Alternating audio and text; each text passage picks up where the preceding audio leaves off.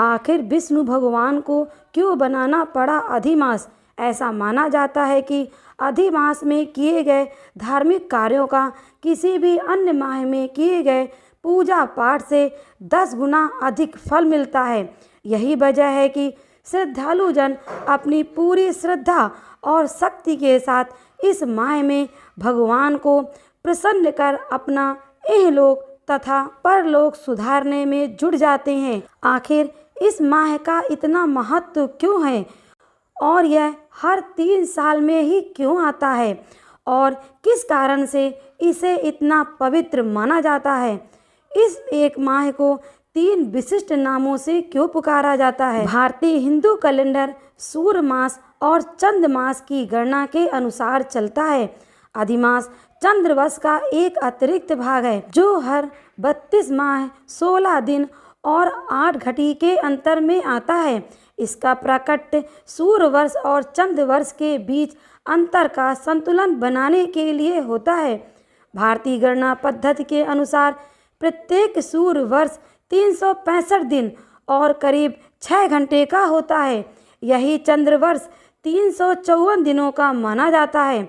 दोनों वर्षों के बीच लगभग 11 दिनों का अंतर होता है जो हर 3 वर्ष में लगभग 1 मास के बराबर हो जाता है। इसी अंतर को पाटने के लिए हर 3 साल में एक चंद्र मास अस्तित्व में आता है जिसे अतिरिक्त होने के कारण अधिमास का नाम दिया गया है। हिंदू धर्म में अधिमास के दौरान सभी पवित्र कर्म वर्जित माने जाते हैं।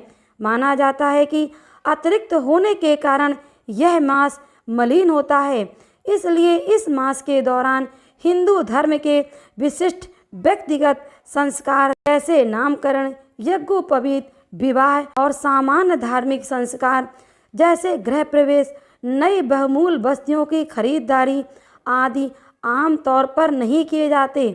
मलिन मानने के कारण ही इस मास का नाम मल मास पड़ गया। अब जानते हैं पुरुषोत्तम मास क्यों मनाते हैं। अधिमास के अधिपति स्वामी भगवान विष्णु माने जाते हैं। पुरुषोत्तम भगवान विष्णु का ही एक नाम है, इसलिए अधिमास को पुरुषोत्तम मास के नाम से भी पुकारा जाता है।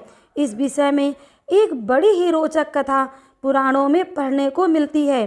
कहा जाता है कि भारतीय मनीषियों ने अपनी गणना पद्धति से हर चंद्र मास के लिए एक देवता निर्धारित किए, किंतु अधिमास सूर्य और चंद्र मास के बीच संतुलन बनाने के लिए प्रकट हुआ, तो इस अतिरिक्त मास का अधिपति बनने के लिए कोई देवता तैयार न हुआ।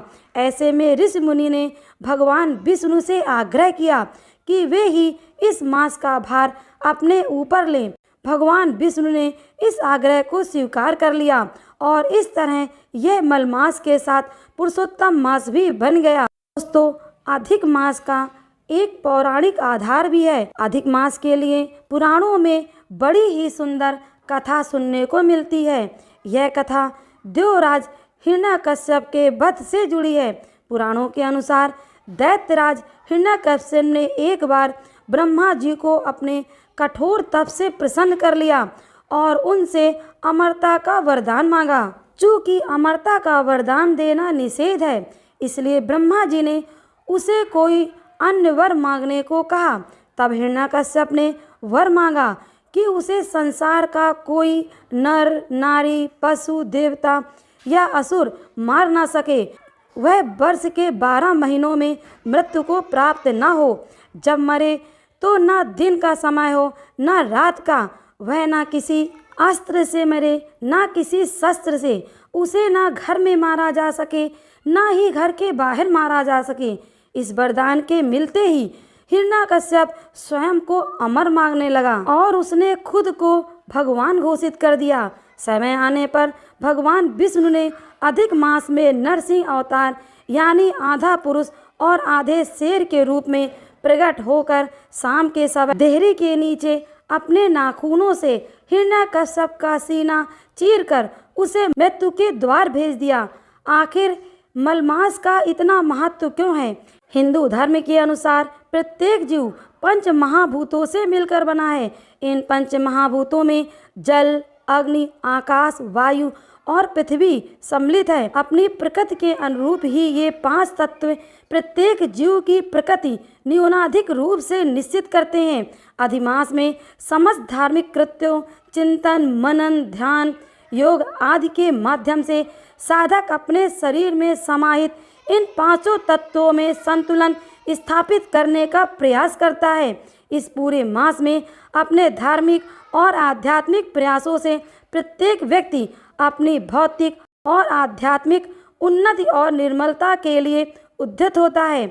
इस तरह अधिमास के दौरान किए गए प्रयासों से व्यक्ति हर 3 साल में स्वयं को बाहर से स्वच्छ कर परम निर्मलता को प्राप्त कर नई ऊर्जा से भर जाता है। ऐसा माना जाता है कि इस दौरान समस्त कुंडली दोषों का निराकरण हो जाता है। अधिमास में क्या करना उचित होता है?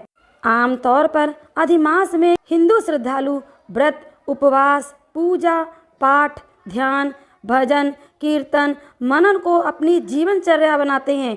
पौराणिक सिद्धांतों के अनुसार इस मास के दौरान यज्ञ हवन के अलावा श्रीमद् देवी भागवत, श्री भागवत पुराण, श्री विष्णु पुराण, भविष्योत्तर पुराण आदि का श्रवण, पाठन, मनन विशेष रूप से फलदायी होता है। अधिमास के अधिष्ठाता भगवान विष्णु हैं, इसलिए इस पूरे समय में विष्णु मंत्रों का जाप विशेष लाभकारी होता है। ऐसा माना जाता है कि अधिक मास में विष्णु मंत्र का जाप करने वाले साधकों को भगवान विष्णु स्वयं आशीर्वाद देते हैं, उनके पापों का शमन करते हैं और उनकी समस्त इच्छाएं पूरी करते हैं। दोस्तों, वीडियो की जानकारी आपको पसंद आई हो तो प्लीज़ वीडियो को लाइक करें, शेयर करें और सब्सक्राइब करना ना भूलें।